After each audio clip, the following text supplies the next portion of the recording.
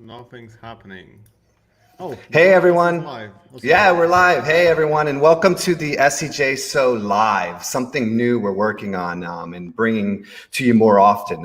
We haven't played a lot with live, and we've tried it out from time to time. But I'm going to make an effort to try to do this more often. I'm going to try to get in front of you guys more often. I'm going to try to bring on amazing people more often. And to kick things off today, I've got a really good friend of mine, Bartosz, who's going to be joining me. And Bartosz is really, honestly, he's not only like one of the smarter like SEOs I know, but he's also one of the really exciting marketers out there, where if you spend, 5-10 minutes talking with this guy, you get really, really reinvigorated and excited about the world of marketing. And, Bartosz has been an international speaker. He's one of the best technical SEOs around the world. Honestly, there's very, very, very, very few people who understand exactly how Google crawls your site better than Bartosz. So it's really great to have him on the show. Additionally, as you probably know, we do have an SEJ Live eSummit virtual conference coming up just in about 2 weeks on June 2nd. And Bartosz is also going to be joining us there to really kind of talk about a number of like really kind of interesting and exclusive things. So we're not going to dive too deep into what he's talking about. I am going to force him to touch on a couple points. But more importantly, Bartosz, man, it's really great to see you. It's really great to have you on the show. It's been a while since we've kind of caught up and had a chance to talk. So welcome to the show. I'm so glad I have a beard because I'm blushing after this intro. That was so nice, Brent. I'm gonna have to buy you like the double beer. Yeah, that works. At least when two, we right? see each other next time. I love Brent as well. Like we met, I think, first SEO Oktoberfest I've been to like 6 years ago, something like that. Yeah. I was shocked by how many tattoos you have. Can you show me? This Yeah, guy is like I have a handful of from ink, and it goes, across the back and everything too. Yeah, and then I got the SCJ shirt on. So. And a huge tip for you guys, if you're ever in like a shady neighborhood, like at having drinks after the show, just go with this guy. You can feel safe because of his multiple hobbies. Yeah, I spent a couple years of my life learning how to fight. That's for sure. Yeah. But jiu-jitsu, Muay Thai, all that stuff. In fact, I'm still trying to get back into it now. I actually just pulled, after being in quarantine for a while, I actually just pulled out my whole crate of all the Muay Thai pads and all the kick pads and everything, because I have 5 kids that live with me here, right? So, 5. Right, I have a 5-year-old, 2 7-year-olds, an 8-year-old, an 11-year-old, and all of them are getting anxious. So I pulled it out, and now every one of them wants to put the pads on and learn how to fight a little bit. So I'm not gonna let them go crazy, but I am gonna let them do some kick pads and I some. need to ask one thing. How many of them are boys? 2 boys, 3 girls. Oh, so that's a safer ratio than the other way around, I guess. It's definitely interesting. It's definitely interesting. But how have you been? How have you been? How's life? How's everything going? We're actually good. I cannot complain. Like the first few weeks of when the COVID hit was kind of scary because we work with quite a lot of enterprise clients, and what they actually did in the very mid March, beginning of March, they all froze our budgets. Sure. So Yeah. we went into the like heavy panic mode into like I would assume that we're safe because of the fact that Being we work digital, with a lot of yeah. enterprise, a lot of big brands, some of the top 500 clients. But it worked the other way around actually. So that was a very fun experience. That was a very interesting experience. Is that starting to turn around now that some of the kind of chaos is? Yeah. It totally does. It totally does. Obviously, we're not. We had to a little bit cut our margins a little bit because of the thing. But yeah, we're good now. But that was a very nice lesson of how you have to somehow differentiate your client base, because I would assume, and even talking to our clients pre-COVID, like high in the hierarchy of like a large enterprise, none of them expected that. And what most of the big brands did, they froze all the spending, like 100% of the spending, regardless of what it's Sure. going for. So we kind of survived March and April on the mid-level client we had. So that was extremely Well, it's tough because you have 2 fronts, right? You have the concern about like the business side of it, like, right? But mostly we've kind of become a world economy that is so emotional that that's the big part of it. Is like you have to almost like hold out what you're doing because you don't know how people are going to act, right? You don't know how governments are going to act. You really get kind of irrational in the sense of how people respond. You guys still do like actual like agency style client work, or are you focused mostly on your tool now, or like what's the balance there? No. The tool is just completely free. It's just something that we had to do to geek out because and this is actually going to be something that we have to touch on today.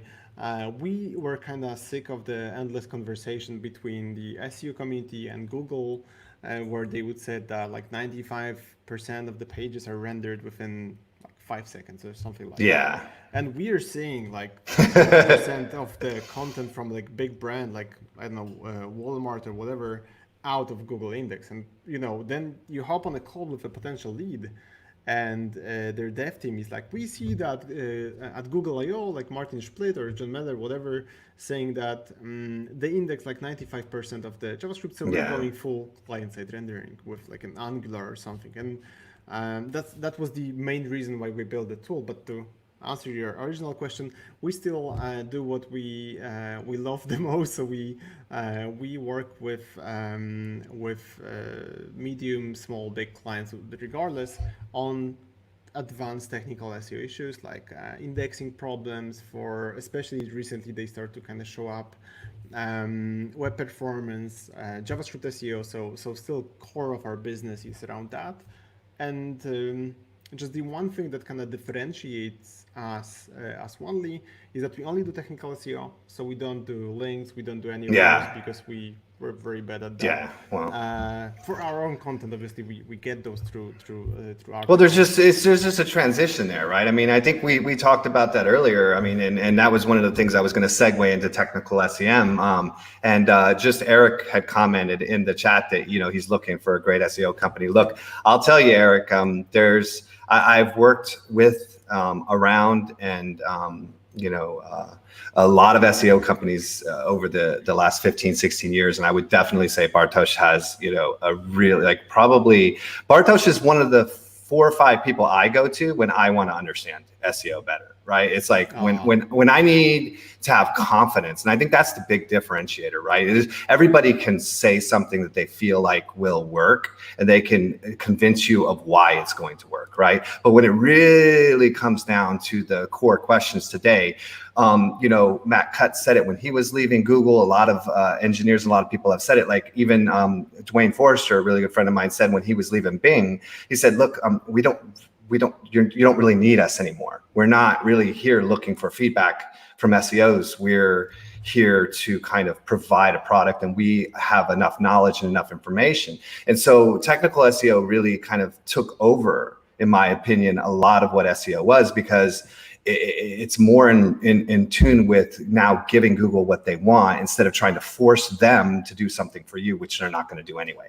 And so, when that came into fold, there's just a handful of people, and they're all in our kind of, group. There's, Bastian, there's you, and there's Marcus Tober. There's a handful of people who really understand technical SEO, but I would definitely say you're one of the top ones, and always super easy to work with as well. So Eric, anybody else checking, definitely,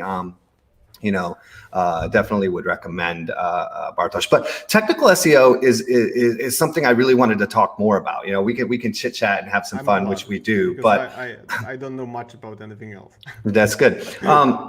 But honestly, technical SEO, when I get a chance, and that's one of the beautiful things about something like SEO Oktoberfest, right, is because we don't share any of that information. We have companies, that are, Fortune 100 companies from around the world who are, bring in data and let us see case studies and let us see raw data that you can't see anywhere else. And I'm always blown away by it. It's always like, holy shit, things are not rendering the way they're supposed to. And you start getting Eric Wu in there talking about the dark DOM and light DOM, some of the stuff in your presentations where you see how much content is not being indexed by companies that 100% think it's being indexed, right? And so to your point exactly, you have that dialogue discussion with Google that just doesn't match up. And now you have issues with AI where your dialogue is them going, well, we really don't know why it did that.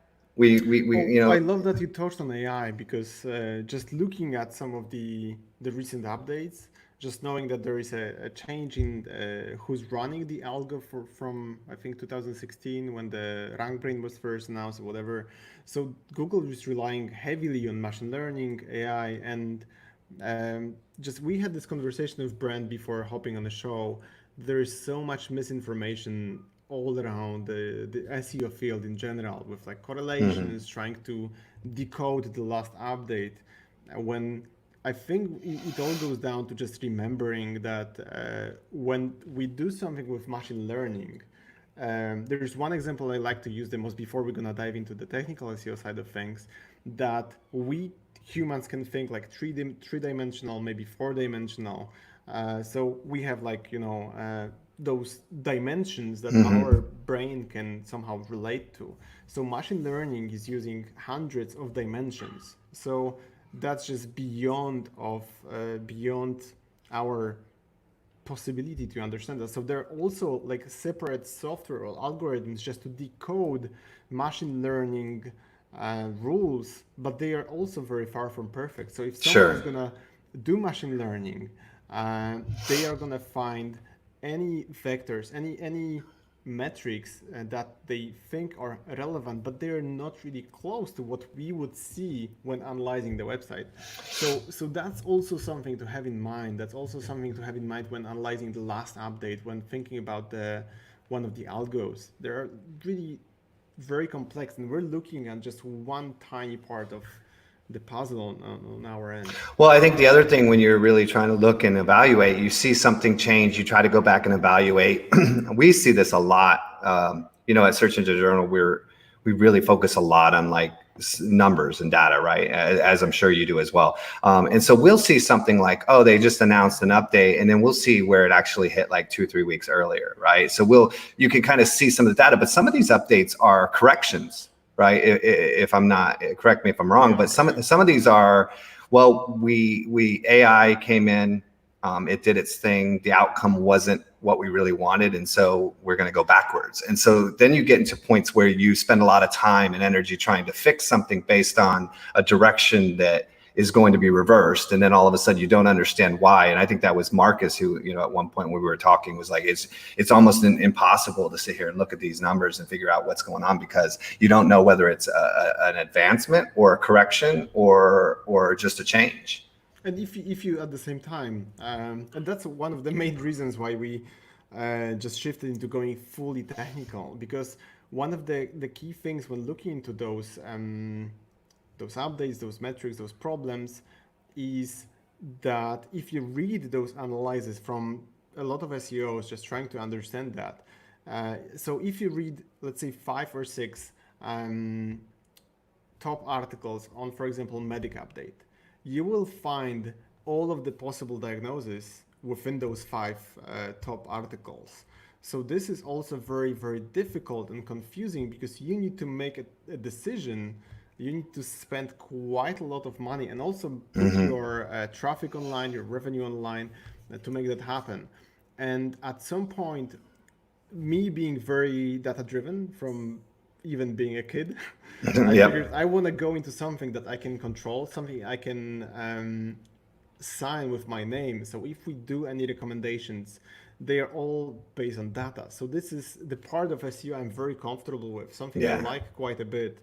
And when I see all these Twitter fights, I'm actually never in any of those. Like, is CTR something? Do you need Python to do technical SEO? Like, I don't do Python. We work with one of the biggest companies worldwide.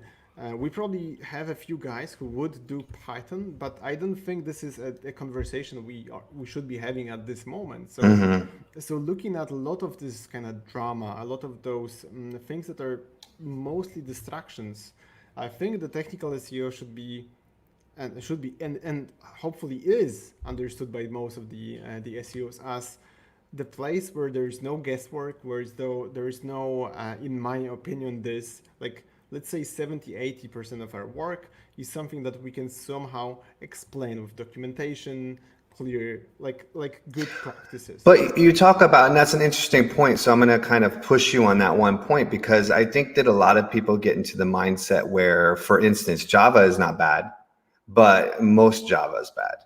Java in nature is not bad. It's just that people don't develop it for the same reasons, right? Developers are looking for functionality, not, crawlability. And a lot of times you run into issues with those conversations where people get kind of confused on some of those aspects. So I would ask, like, is that Python or non-Python discussion? Is it not, is it remnants of concern that maybe there will be a specific way to implement? For instance, like schema is best implemented through JSON, and so is that the debate, or is there value to that debate then?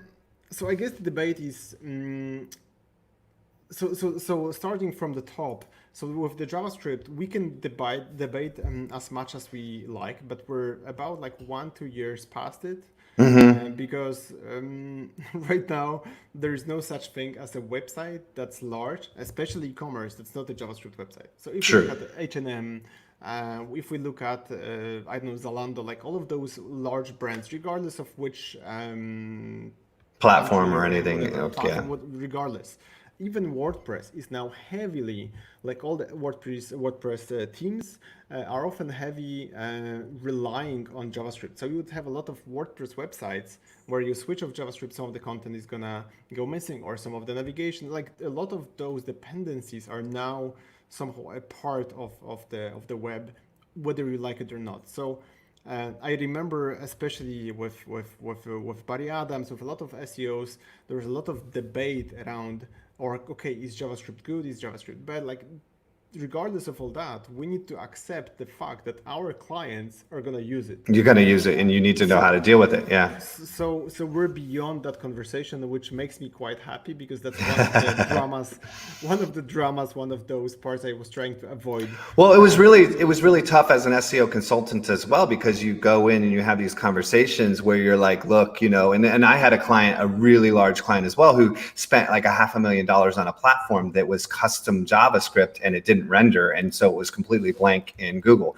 and they couldn't change that because they had signed a contract, right? So you get into these type of situations where you have to kind of get beyond it. But a lot of times you'd have issues with developers basically going back to Google's text and saying, well, they say they can render JavaScript, so I don't know what your problem is, right? And that's where you were talking about earlier, some of these kind of Google, sometimes they help us, and a lot of times they hurt us with some of the vague language that they use, in regards to some of that. And I'm glad you brought it up, because I don't think there was ever a better time when it comes to communication between both Google and SEOs over the last few years.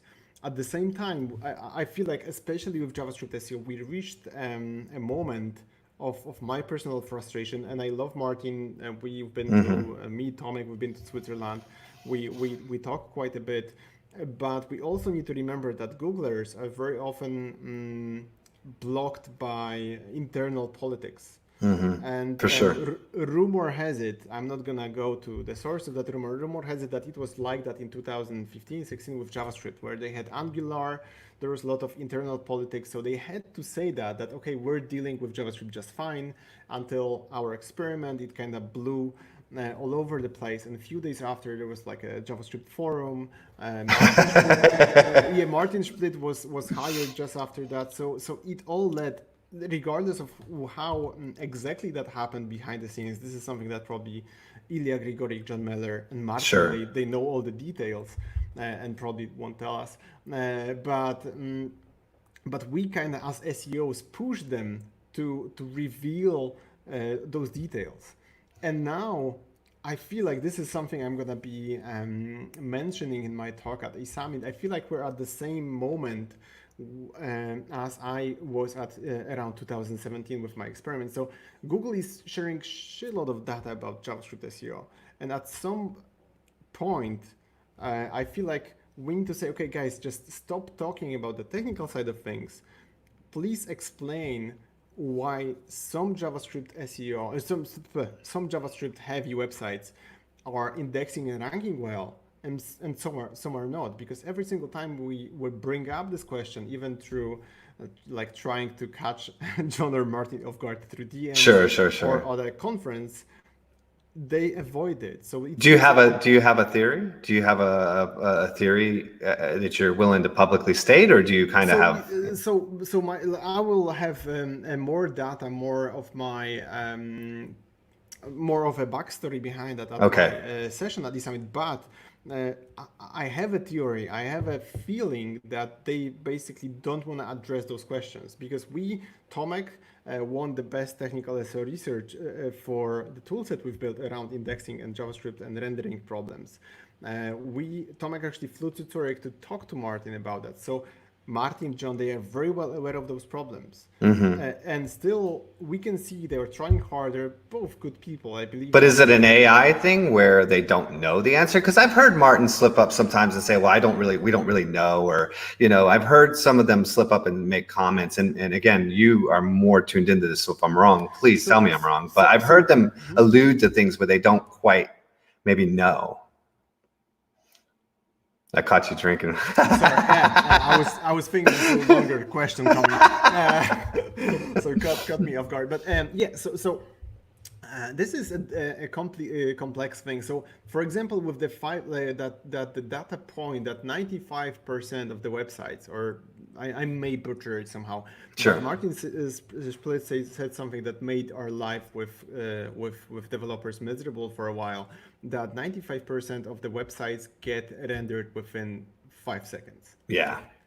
And then we obviously were furious about that, and we started DMing Martin, John, whatever. We started like, dude, what just happened?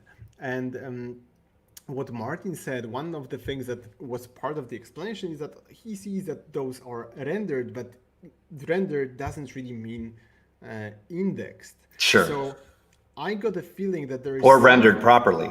Or rendered properly, and that's something that actually got me thinking that first of all, I would assume that they know, but they can't tell us, but maybe they don't know. So one of those, like, we can only speculate here. So what we did with Tomek, so our head of research and development, our in-house genius, Tomek, so what we did with him is we basically, this year when the COVID hit, when we had a little bit of the extra time because like I don't have to drive my kids to school and whatever, we started really diving deep into everything around us. So all of the patents, all of the documentation, and we found a lot of exciting data on, and that's not gonna sound exciting to you guys at all, on batch optimized rendered optimization and batch optimized rendering.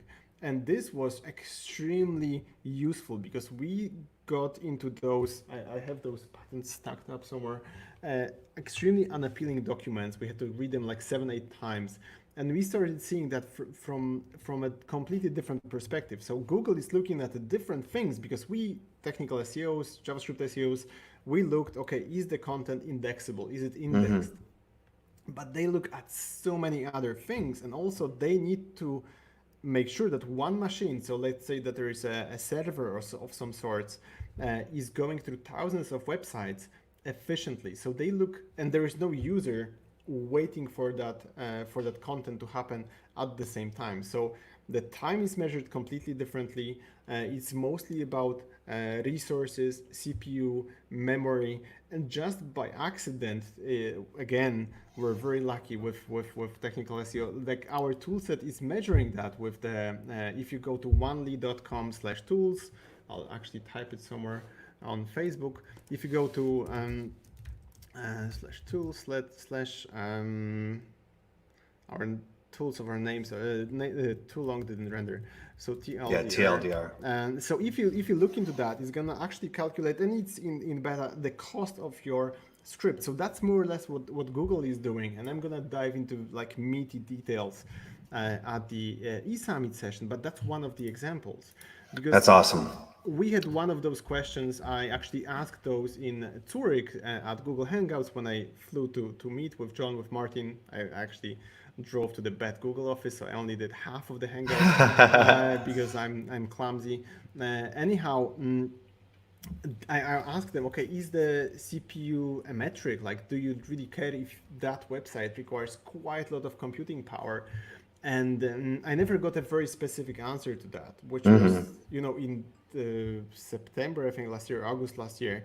So we started pushing that a little bit more as well. And I feel like what we need to do as SEOs, as technical SEOs, start to pushing Google a little bit more for either them to start addressing those questions or someone above just give them the green light to talk about that. Because right now, Well, I feel that's like why we this is the really biggest blocker. Yeah, sorry. and that's why we really need like the technical guys like yourself, the people who have a relationship, with Google directly, who kind of know, even through private conversations, how much of this is an issue and how much of it's not, to propose and to guide those questions and those discussions with Google, because there's just a lot of people that come with questions and statements that aren't really validated or aren't really backed up with data when it comes to challenging Google, and it allows Google to sidestep a lot of these questions easily.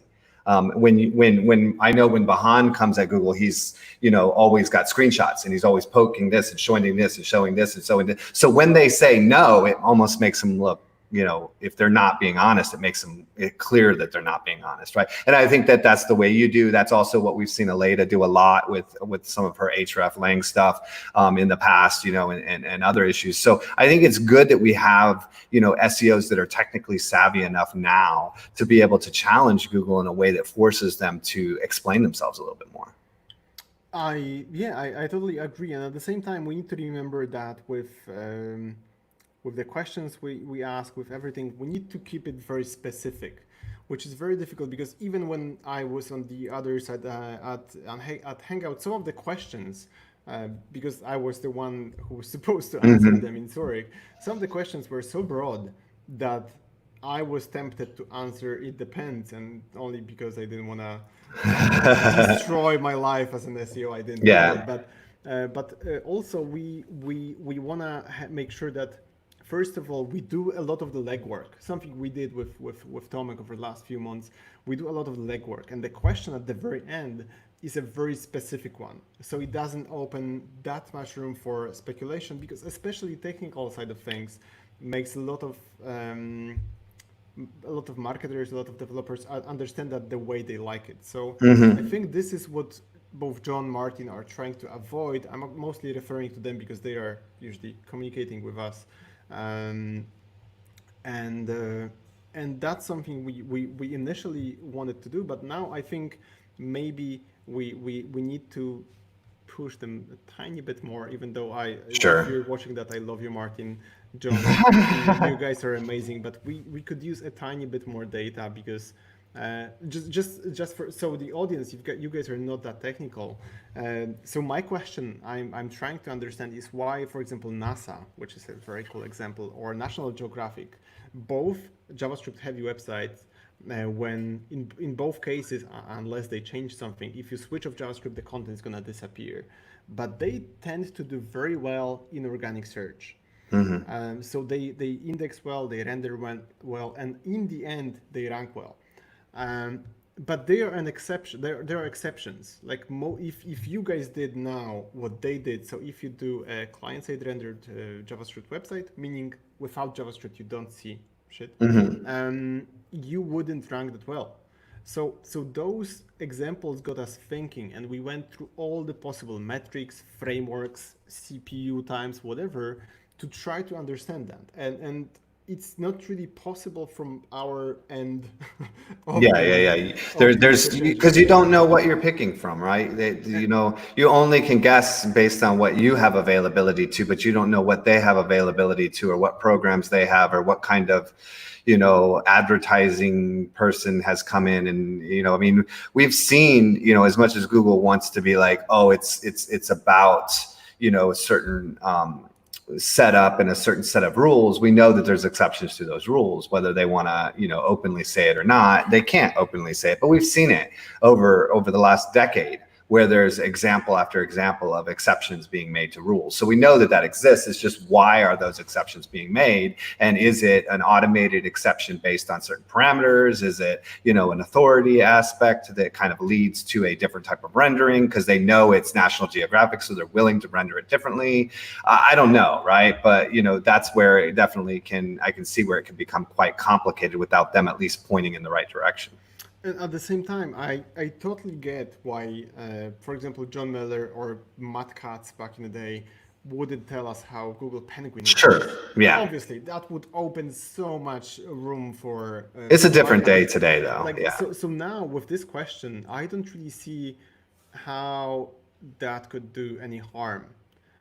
So if you tell, okay, if you build, like, let's say we're Googlers now, so you are... the Russian surname guy, damn it, I forgot, founders of Google. That's a very... Oh, Sergey.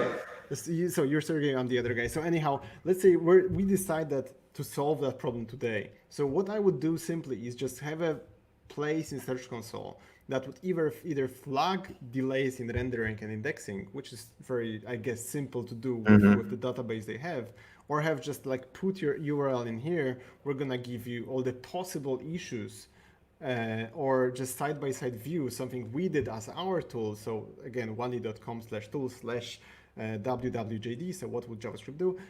So basically any of those with some kind of guidance, like, okay, this JavaScript is like too heavy for us to render, or maybe there are too many dependencies, or anything, or maybe you can see that they screwed up and just change the code, whatever.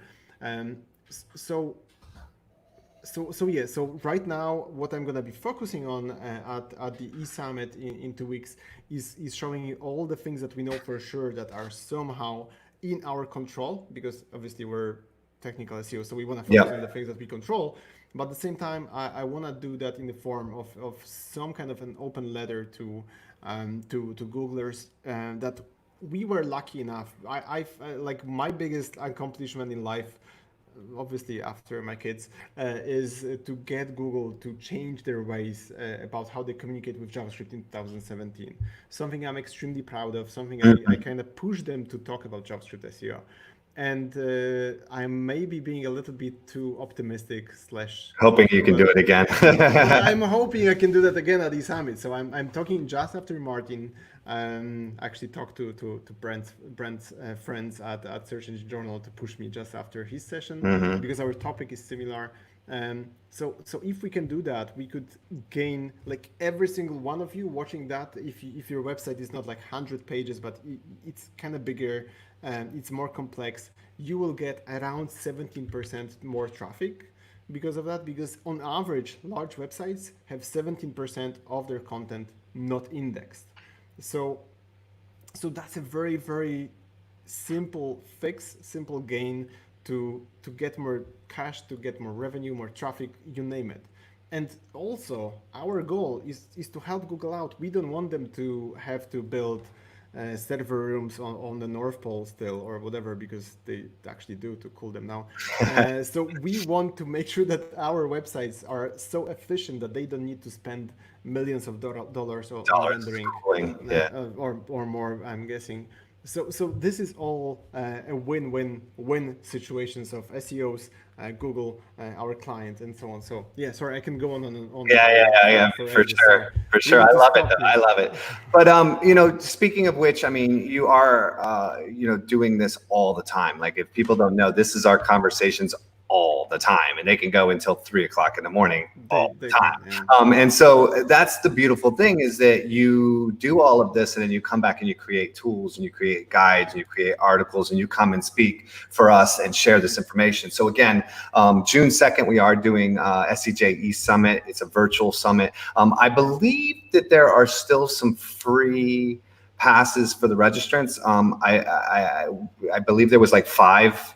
When I looked at the numbers of how many were remaining, I think there was 5 left this morning. So I put the link in the chat. If you haven't registered already, I'd highly suggest you take a moment, register, and definitely come and listen to Bartosz's session, because you definitely want to, make sure that you see the findings. And that's what we really, I think is the really cool thing about a lot of this, is that I'm not technical enough to really get into the weeds with you, but I'm knowledgeable enough to understand what it means. And that's what I think is a beautiful thing for everybody, coming and seeing this, is that even when I don't even understand the implications of what you guys are saying, it gives me enough to go back and challenge a developer. It gives me enough to go back and challenge a mindset at a company I'm working with. And that's really what I need as an SEO consultant more than anything. And then I'll just say, hey, we'll bring in Bartosz and have him do the technical side of it. I just need you to agree that we need to do this. And I think that's what the findings really show us. Thanks so much, Brent. Again, I'm going to be blushing for a few more days now, but just the key thing is that a lot of my colleagues, and I'm guilty of that sometimes as well, we tend to geek out a little bit too much in our sessions. They tend to be a little bit too complex. So over the last few conferences, and eSummit being really something I know that it's not like a technical SEO conference by design, I want to make it very accessible, just so you have a very clear idea of what you can gain from that. So for example, an e-commerce store, you have thousands of products. Google needs to crawl that. And just H&M example, one of my favorites. So H&M relies on JavaScript for pagination. We can all imagine that. So if you want to scroll down and see more jeans, you need to click load more. Google doesn't do that because there is no link in the code, and that's causing them to have like 20% or so of their products not in Google Index. And last presentation, I actually did a Bartosz fashion show. I actually dressed myself top to bottom in only things from H&M that are not indexed within one style. There was a lot of linen, gold chains, and whatever. So obviously how I dress every day. So this is something. So if you're an e-commerce person, if you have a large publishing website, I'm saying large because I'm guessing like if you have 100 pages, 1,000 pages, maybe rendering and crawling is not your core problem. So it's not about your size of the organization, more of the side of the structure. But the key thing is that most of us has that problem. So again, H&M, Walmart, Walgreens, CNBC, those are the websites that struggle with indexing. And I want to explain that at eSummit. I want to show you how Google is looking at that. What's important from Google's point of view, obviously according to mostly patents and documentation. So some of those things are still assumptions because we don't. They're assumptions, but I mean the group that we're, you filter out all of the poor assumptions. So we know that some of those things in those patents we tested, that we saw those. For example, Tom Anthony's experiment with random number always being rendered by Google the same. Sure. It's actually in the patent as something that they did. Oh, interesting. So I was reading that. I was like, Tom, you sneaky fox. So yeah. So I was like, this is really by design. So this is not a bug. They do that for dates as well. And so dates, random numbers, all of those things. And I just to tease you, like the list goes on of the solutions that Google has to go through. It's 1 trillion pages. I have no idea how many zeros that is, which is again very 12 or something. Oh, you know that. Oh my God, you didn't even Google it. Anyhow, so they have 1 trillion pages to render, and at the very beginning of a lot of the patents, they say that even 1% is a lot, which is somehow implying that they go through all of those. So we know that only a fraction of the content is going to be rendered, and you want to be that fraction, obviously. But of sorry, course, I'm geeking out again. I'm excited well, already. There's going to be a ton of information, and like I said, you guys always come out with this information. It always ends up, and doesn't mean that it can't be wrong once, but I mean it's always been based on very, very astute logic, and it's always come out to be kind of a cornerstone of what we end up doing in SEO for the next 2 or 3 years. So highly suggest joining the session, coming and checking it out. Highly suggest you taking the time to check out Onely, check out the tools, check out Bartosz, check out everything you can about him. He's one of the best, and I really appreciate you being on the show with me, Bartosz. My first show, hopefully it went okay. If you have any feedback, It went amazing. I'd love to hear it, but we're going to try to make this happen more often, and I really appreciate you again joining us. And I just wanted to say, because Brent, not only because Brent was so nice, but we had this conversation before going live, that I'm a huge fan of what search engine journalism is doing, especially with us somehow struggling with two other large publishers over the last few months as an agency to publish anything. And I saw your graphs at Searchmetrics of how much traffic you guys are getting. The eSummit, everything. I love what you guys doing. So Brent, huge thank you for having me on the show. And I swear we had this conversation a few times with our marketing manager, Ziemek, of like, this is now becoming the top platform to publish, top platform that's actually engaging and understanding people who are a part of the community. So, well, thank you so much. That's really honestly one of our big goals, is to do that. And so to hear from you and other individuals, continuously that we're in the right direction, I really appreciate it. And always know, anybody listening, yourself, that we're really focused on improving. So anytime you have criticisms or improvement thoughts or any kind of advice for us, we actually listen, and we really contemplate and think a lot about the feedback we get from people about what we're doing. So thank you for joining us. Thanks for listening to me, everyone, and please join us at the virtual eSummit on June 2nd. And thanks again, Bartosz, for joining us. Thanks so much, Brent. Thanks so much. I appreciate you finding time to do it. Cheers. It was really exciting. Thank you. It was a blast.